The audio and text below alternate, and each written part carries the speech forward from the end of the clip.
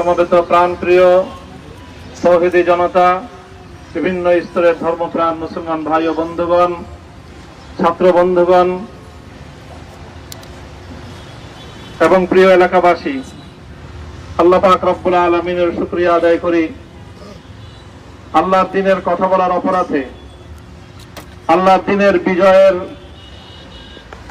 ঝান্ডা এবং কেতন উড্ডীন করার প্রত্যয় ব্যক্ত করার অপরাধে, আল্লাহর জমিনে আল্লাহর দ্বীন প্রতিষ্ঠার আন্দোলনের অপরাধে আমরা অনেক ভাই কারারুদ্ধ হয়েছিলাম।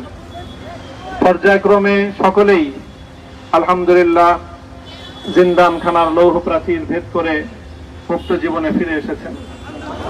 সর্বশেষ আজ আমার মুক্তির মধ্য দিয়ে 2021 সালে হেফাজতে ইসলাম বাংলাদেশ এবং